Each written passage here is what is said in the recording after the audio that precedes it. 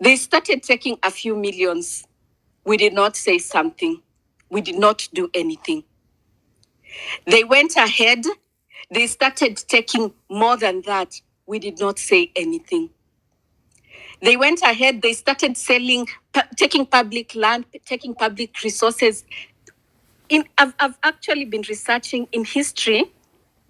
The only time the government has taken as much as it has taken from the public in terms of land, in terms of amassing private government property for themselves is during Kenyatta's era. I attended the same session of Bildad Kagia where they were talking about how Kenyatta was telling, oh, go take 4,000 acres of land. That is what they're doing right now. Maybe this is grapevine, maybe this is not. I'm being told now, even next to State House, a house is being built for one of them. And they have taken property from part of State House and I don't know from part of where. That is how disrespectful they've gotten to us because they know, one, they have captured parliament fully. If they want to pass anything in relation to any monetary value, if they want to increase the loan limit, it will pass very easily because every parliamentarian is in their pocket. If they want to pass any project that doesn't make sense, that is of questionable character, if you look through the agreement, they will pass it easily because they know parliament is in their pocket. In fact, at this point, they do not even bother to go to parliament. They say, oh, it's a PPP arrangement because they know even if you take to court one, the court is in their pocket. Second, even if it comes back to parliament, parliament will do nothing because parliament is in their pocket. I saw the other day this Ndi guy saying how he's the one who set up this SHARP program, the one of 4 billion, because NHIF used to pay more than that before. And in my head, every time I'm like, oh, because Uhuru used to do us before, I'm like, just because someone else did something wrong does not make the wrong you're doing any right. So you tell us that this person used to pay 222, so you're paying 104, so it's supposed to be a good. How is 1.4 billion not like? Why are we not up in arms about that? And then again, you say a year it's 10 billion. Where does the additional 4 billion come from after 10 years? And we are not even raising arms because, I mean, 4 billion is nothing to us anymore. And then you cannot project how many people will go to the hospital per day. Chances are you can actually recover that amount earlier than 10 years. But because there is no monitoring mechanism, there is no way to tell whether we are getting to that 10 billion in the second month of the year or we are getting to that past that 10 billion in the third month of the year. But no one is up in arms to monitor and check what is happening because we've allowed them to disrespect us in whichever way they can, and we are not drawing a line. We tried to do that during last year for the finance bill. I don't know why the strength in us died as fast. I think, I realized where we made mistake, who we worked with, and what went wrong. But that has to come back because I look at these politicians, I ask myself, is a qualification for someone to be a leader, you have to be a narcissist? Because it's just an issue of testing boundaries and seeing what you can get away with and how far you can go in disrespecting people and this, like, making them less human. I was looking at impeachment. How is it the president managed to get parliament to impeach Gachagua? Do you know impeachment is not an easy thing? If you even search online, the number of people who've been impeached through the years, especially vice presidency, it is countable. It is not an easy thing, but it's something that they did within a few weeks and got done with. That shows the level of control they've amassed and what we can't do if they wish to do anything. I was checking different countries and I was trying to see, have they impeached presidency and what were the grounds to impeach? So I checked and I picked a few. For example, Peru in 2002, they impeached their president because he committed murder and bodily harm and two counts of kidnapping. 2 counts of kidnapping. Only 2.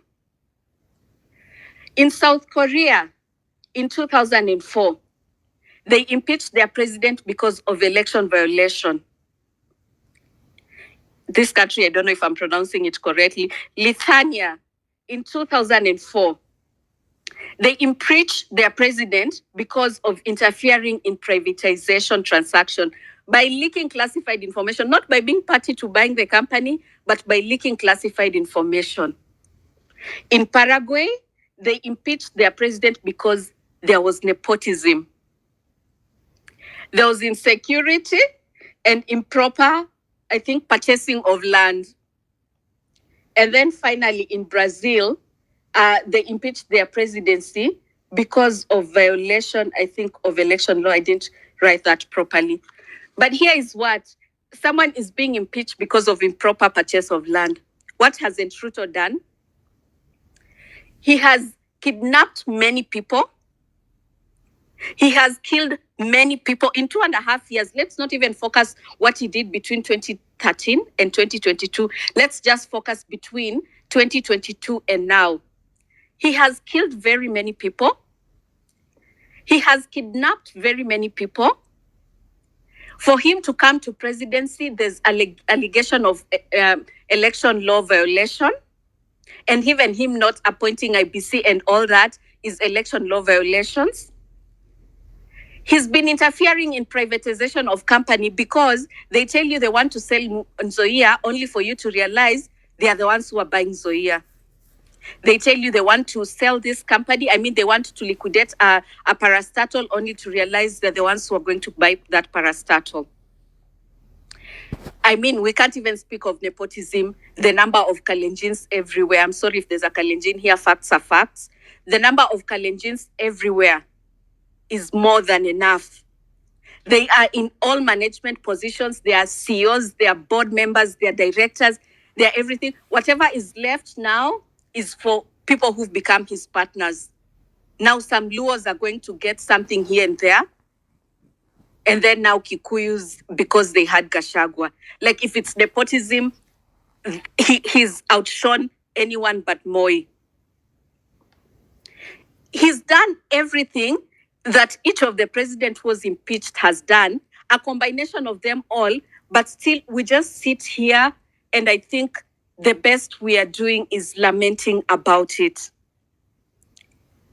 And I feel like we are allowing this man, if we can say, oh, I am not tolerant of people disrespecting me, and someone is disrespecting your life right now and your future and your children's future, and somehow we are being okay with it. I think we just need to rise up and do more than what we are doing right now. I feel like millennials, we've really, really failed. We've really, really failed in terms of coming up and speaking and doing things and being proactive. As much as I hate this boomer generation, because these people are just wicked. They really, really fought for so many things. They fought for multipartyism and they went to the streets. And it was Moi. They went to the streets. They were arrested, they were detained, they were not eating, but they went to the streets, they ensured there was multipartyism. As much as now I am starting to dislike Raila, he fought for a couple of things, including devolution in the new constitution and the likes. But millennials, I think there is nothing in terms of revolution that we can credit ourselves for. And we have a chance right now, because what we need to liberate ourselves from is we need to ensure, one, there is the rule of law. In Kenya, there is no rule of law at all. Whether they remove Martha Koome, whether they retain him, of course we need to fight it because we need to teach them to do things in the right procedure. But whether Martha Koome is there or not, there is no rule of law. The DCI has been called to the court many times. He's never appeared. He's never bothered to appear because he can get away with it. That is contempt of court. He's not done it once. He's done it more than once because he knows he can get away with it. There is no rule of law in the country. No one respects the law at all. We need to fight for that. There is no economic equality in the country. We need to fight for that. And for me, it's not that we need to have 100 rich people. I am saying we cannot, 60 years after independence, with a very capable country. I needed to have checked the GDP, but I think our GDP is far less and much better. But we have someone who really sleeps without food, like just living in decent livelihood. We cannot have that. And it's not one person, it's not 10 people, it's 100 people and more. We cannot be living in such a society. We need economic liberation. So we need to come out as we speak here. I think we need to find ways that we can do more, align ourselves with parties. It doesn't mean at this point that when you align yourself with a party, that is what you're signing up with. And for me, I wouldn't align myself with the existing parties. I think sometimes if you're with poisonous people, they just poison you. But there are younger people and people who are for revolution that are coming up, and they are starting movements. I think aligning yourself with such movements, if not for anything, the same strength we get by us meeting here and joining and rejuvenating each other, I think we will get more if we have those meetings in those parties, and then we see what we can start doing in terms of, one, maybe auditing, two, just doing the government check, because we are the opposition right now. So we need to be vigilant in the government check. As the people who are able to meet these politicians, ask them. One of those times they pretended to really care and check the government. How are they going about it? Let's learn and start doing the actual government check. I attended a meeting yesterday, and they have a forum scheduled for people to meet. Any person who is aspiring to do anything in future, they are having a meeting. I think I'll share it in the messages. I hope as many can go. So let's just sit down and start getting together and bringing our minds together and start fighting the ill that has become Kenya. It might not be much as of now. Maybe when we start, the fight might not be as big. But I think once we start it, it's going to grow. And whether Morara falls or whether Mark Samuel, or I don't know what is his name. I should get his name right. This is the second time I'm getting it wrong. Whether he falls while we continue with the fight, it does not matter. We are many, and we are going to get through it if only we have people who care, and patriotism is their motto, and we will see it to the end. So it shouldn't matter who breaks away. They had a purpose. Each one of us is coming into this fight with a purpose. It might be a rightful purpose, it might be a wrongful purpose, but sometimes an ally is an ally, and when they break away, you realize their season is gone, and you continue with those who are meant for the long. So let's start coming together and putting our mind together strategically. I like how Redemptor started by saying he has deliverables for each one of us today. She will tell us what to do. I like that direction. Let's start acting. Let's start doing something. It might be as small as registering as a voter. It might be as small as getting your ID. But those of us who are able to do more in one way or another, either because of our expertise or our closeness to the government entities or the people who are doing these wrong things. I mean, if you're here and you see any person doing any wrong deal or them starting a shady deal, find a way to sneak that document. We announce it everywhere. People are going to that church to protest tomorrow because actually Ruto was grabbing government land and coming in pretenses and trying to say, oh, it's a loan for the church. I'm giving this contribution to the church. So I really, really dislike that man. Let's go there. Those who are able physically, let's go there. Let's try and fight this. But just in short, let's just step up and try to reduce the disrespect that has been this country and the ill that has become this country and is continuing to be until we stop it. This conversation is really enriched when we meet from different age groups and different our diversity as Kenyans. Jeffrey, how are you today? And kindly make your submissions.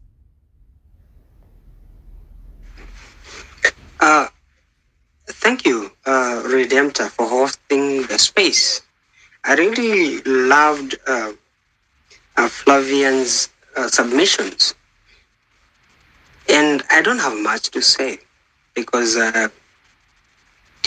we have a lot of things to deal with as a country. And I think we need to prioritize them. So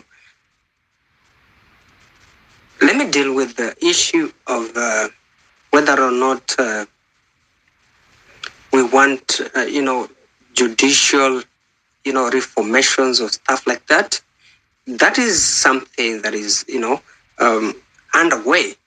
We want to deal with that.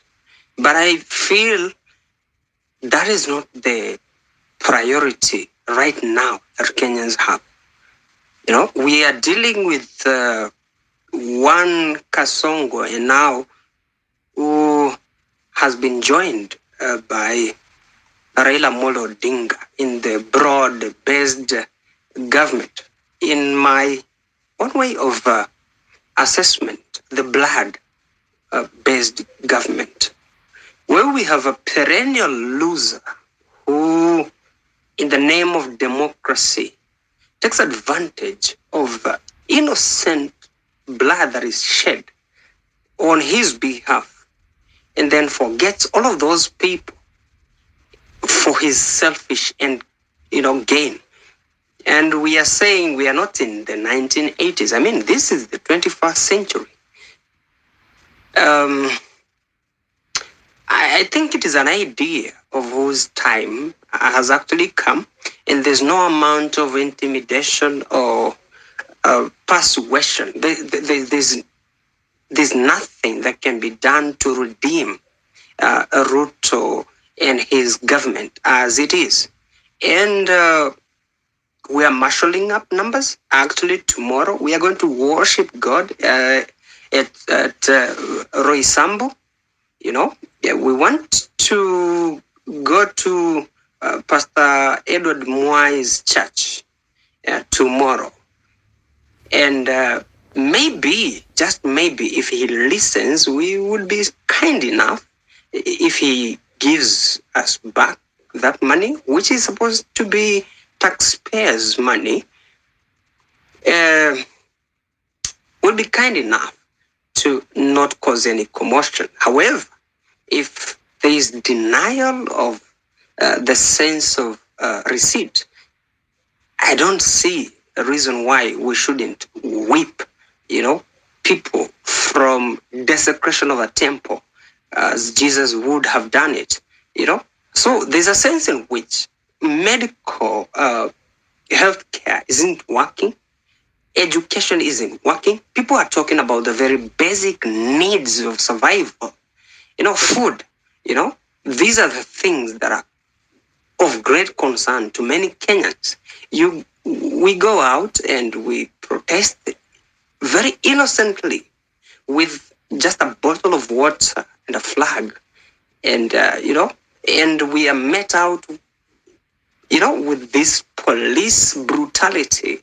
And it's heartbreaking and rending, rather, to see that, many months have gone by. We've lost so many people, whether it's enforced disappearances of people, abductions and killings. It's in the dozens of people. And until today, even with the evidence of, the video clips that have been taken, the CCTV footages, we don't have a single police officer that is behind bars based on that. So I'm like, okay, yeah. Are we in Haiti or are we in Kenya? Are we even proud to be Kenyans? And if we are, then what remains to fight for?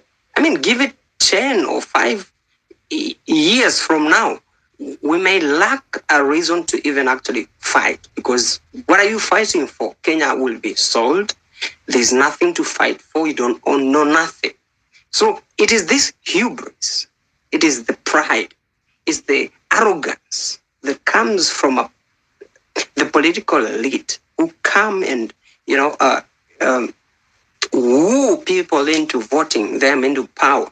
And when they are finally there, they become something actually just other, and they forget They lie about everything that they ever promised, and they fail the country. So the idea is this is a different kind of generation they are dealing with, and they have underestimated it for a long while now. But that, I think, is their undoing, and that's where they got it wrong, because we will not forget what happened in Parliament in June, 2024, when we had blood, smashed brains outside of Parliament, called all sorts of names, and people still went on to do their own business as if life doesn't actually matter. So we are simply saying it's a matter of time. It doesn't have to get to 2027. I don't see it getting there. But if and when it happens, this will be one of the greatest lessons that William Ruto and the people who are like-minded that are supposed to actually learn. We will take them to that class, and we've paid the cost. Some of us with our own blood, they will have to learn that lesson the hard way, because we tried negotiations, we tried to protest, we used our voices, and we said this is what we want. But guess what? The opposite happened. So let's begin with first things first. It's Ruto has to go, resign. And I'm saddened by the fact that this guy who prides himself of democracy, Raila Molo Odinga, joining pact with this government that has been killing and abducting people. The overtaxation, people's payslips have been shrinking. Tell me what to do with Raila Molo Odinga, because I've voted for him almost 4 times in my lifetime, but I'm not so blinded to see when he is wrong. He's not a god. He's not a demigod. It's not like whatever Baba says, then we go with it, even when it is wrong.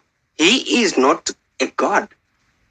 He's not invincible. He's still mortal. So the idea of him joining government, we told him to sit back, stay back.